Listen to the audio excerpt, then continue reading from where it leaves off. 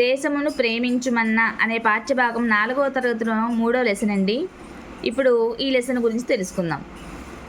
గురజాడ వెంకట అప్పారావు గారు 1862 సంవత్సరంలో జన్మించారు. 1915 సంవత్సరంలో మరణించారు. ఈయన పూర్ణమ్మ, కన్యక, దేశభక్తి, లవణరాజు కళ, నీలగిరి పాటలు మొదలైన గేయాలు రచించారండి. మీ పేరేంటి, దిద్దుబాటు, మెటిల్డా, సంస్కర్త హృదయం, మతము విమతము, పుష్పక విలాపం మొదలైనటువంటి కథానికలు రచించారు.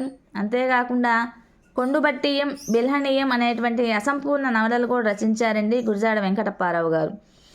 ఆధునిక తెలుగు కవిత్వానికి, సాహిత్యానికి మార్గదర్శకులు గురజాడ అప్పారావు గారు. యుగకర్త, కవి, కథకులు, నాటకకర్త, భాషావేత్తగా చిరస్మరణీయులు. ఈయన రాసిన కన్యాశుల్కం నాటకం ఆధునిక సాహిత్యంలో అత్యంత విశిష్ట రచన అన్నమాట. ఇక ప్రక్రియలోకి వెళ్తే దేశమును ప్రేమించుమన్నా అనేటువంటి పాఠ్యభాగం గేయ ప్రక్రియకు చెందినది. గేయం పాడుకోవడానికి వీలుగా ఉండే ప్రక్రియ. దేశభక్తి, మాతృభక్తి, విప్లవ, సాంఘిక వివిధ రకాల గేయ సాహిత్యం విస్తరించి ఉంది. ఇతివృత్తం. మనం ఎవరు అన్న ప్రశ్నకు అసలైన సమాధానం మనం పుట్టిన ప్రదేశం. ఆ ప్రదేశంపై ప్రేమను, భక్తిని చాటుకోవటమే దేశభక్తి. ఇలాంటి దేశభక్తిని ఇతివృత్తంగా కలిగినటువంటి పాఠ్యాంశమే దేశమును ప్రేమించుమన్నా. దేశమును ప్రేమించుమన్నా, మంచి అన్నది పెంచుమన్నా అనే పంక్తుల్లో ఈ గేయం మొదలవుతుంది. దేశాన్ని ప్రేమించి మంచిని పెంచాలని, ఉట్టి మాటలు చెప్పకుండా, కాలం వృధా చేయకుండా ఉపయోగపడే పనులన్నీ చెయ్యాలి అని ఈ గేయం ద్వారా గురజాడ అప్పారావు గారు తెలియపరుస్తున్నారు. దేశం ఎప్పుడు పాడి పంటలతో సస్యశ్యామలంగా ఉండేలా కృషి చేయాలని, అప్పుడు అందరికీ పౌష్టిక ఆహారం లభిస్తుంది అని చెప్పారు. దేశాభిమానం ఉందని గొప్పలు చెప్పకుండా, చేతల్లో జనులకు ఏదైనా మేలు చేయాలని, సొంత పనులు మానుకోనైనా పొరుగువారికి తోడ్పడాలని తెలియజేస్తుంది. దేశమంటే కేవలం రాళ్ళు రప్పలు కాదని, మనుషులని అందరూ కలిసికట్టుగా ఉండాలని ఈ గేయం ద్వారా తెలుసుకోవచ్చు. భాషాంశాలు, వ్యాకరణాంశాలు, అర్థాలు. ఒట్టి, ఏమీ లేని, దేశాభిమానం, దేశం మీద ప్రేమ, తోడ్పడు, సహాయపడు, కద్దు, కలదు, ఉన్నది, చెట్టాపట్టాలు, ఒకరి చేతి మరొకరు పట్టుకోవడం. ఇక ప్రశ్నార్థక వాక్యాలు. ఎప్పుడు, ఎక్కడ, ఏది, ఎటువంటి లాంటి పదాలను ప్రశ్నార్థక పదాలు అంటారు. ఈ పదాలు కలిగిన వాక్యాలని ప్రశ్నార్థక వాక్యాలు అని అంటారు. ఉదాహరణకు, ఆంధ్ర యూనివర్సిటీ వెళ్ళాలంటే ఏ నెంబర్ ఎక్కి వెళ్ళాలి. ఇక్కడ ఏ నెంబర్ బస్సు ఎక్కాలి అన్నది పక్కన ప్రశ్నార్థకం గుర్తుందండి. అలానే ఎక్కాలి, వెళ్ళాలి, ఎక్కడ అన్నవి ప్రశ్నార్థక వాక్యాలకి తెలిసినటువంటివి, చెప్పుకోదగినవి. భీమిలి వెళ్ళే దారిలో రామకృష్ణ బీచ్ వస్తుందా. నెక్స్ట్, లైట్ హౌస్కు వెళ్ళాలంటే ఆటో ఎక్కడ దొరుకుతుంది. విమానాశ్రయానికి చేరుకోవాలంటే బస్సులు ఉంటాయా. ఇలాంటివన్నీ కూడాను ప్రశ్నార్థక వాక్యాన్ని కిందకి వస్తాయి. ఈ మాసపు పాట. తెలుగు తల్లి. కవి పరిచయం. పిల్లనమర్రి వెంకట హనుమంతరావు గారు ఈ తెలుగు తల్లి అనే ఈ మాసపు పాటను రచించినటువంటి కవి. 1921 సంవత్సరంలో ఈయన జన్మించారు. 1989 సంవత్సరంలో మరణించారు. ఇక సాహిత్య సంపద, ఆంధ్రాభ్యుదయం, కాపు పాటలు మొదలైన రచనలు పిల్లనమర్రి గారివి. కవిగాను, విమర్శకుడుగాను ఈయన గొప్ప విశేషమైనటువంటి పేరు ప్రఖ్యాతులు తెచ్చుకున్నారు. వీరు సాహిత్య వ్యాసాలు, కథలు, ఏకాంకికలు, ఖండకావ్యాలు రచించారు. పాటలోని అంశాలు. తేనె పలుకుల తెలుగు తల్లి, రవల వెలుగుల తెలుగు తల్లి అంటూ తెలుగు తల్లి గేయం మొదలైంది. అయితే తెలుగు తల్లి చారిత్రక రాజులు కాలంలో ఏమేమి నేర్పిందో రచయిత తను పాట ద్వారా తెలిపారు.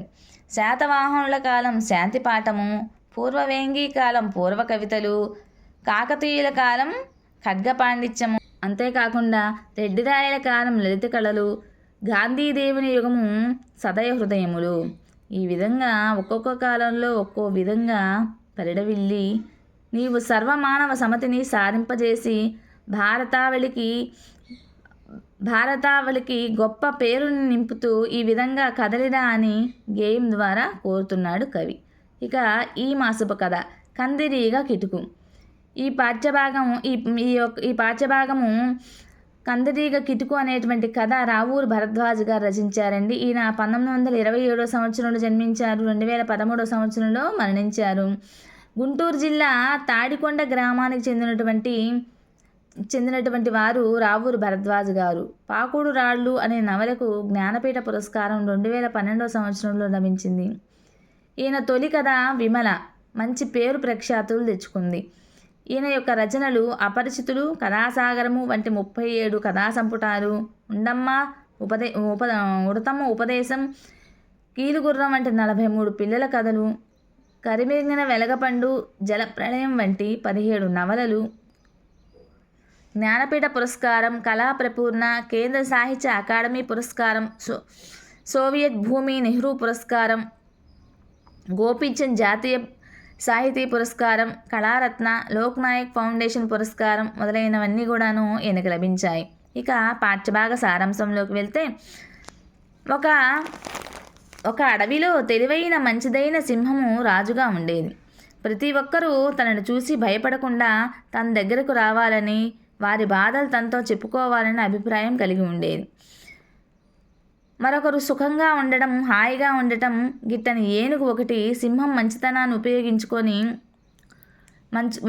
ఉపయోగించుకొని దగ్గరయ్యింది. అదే తరువుగా సింహానికి మిగతా జంతువుల మీద లేనిపోయిన చాడీలు చెప్పి అందరినీ బెదిరించడం, భయపెట్టడం చేసింది. ఏనుగు చర్యలను భరించలేకపోతున్నటువంటి అడవి జంతువులు అడవిని విడిచి వెళదామనుకున్నాయి. ఒక కందిరీగ ఏనుగు పనేదో నేను చూస్తానని చెప్పని ఏనుగు చెవిలో దూరింది. కందిరీగను వదిలించుకోవడానికి చెట్ల కొమ్మలన్నీ విరిగిపోయేలా బాధపడింది.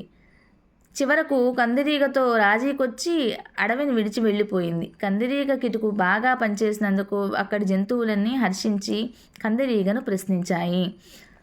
సో టీచర్స్, మీకు కనుక ఈ వీడియో నచ్చినట్లయితే ప్లీజ్ లైక్ చేయండి, షేర్ చేయండి, సబ్స్క్రైబ్ చేయండి, సపోర్ట్ చేయండి టీచర్స్. అలానే ఈ పాఠ్యభాగానికి సంబంధించినటువంటి బిట్స్ నేను నెక్స్ట్ వీడియోలో అప్లోడ్ చేస్తానండి, చెక్ చేసుకోండి.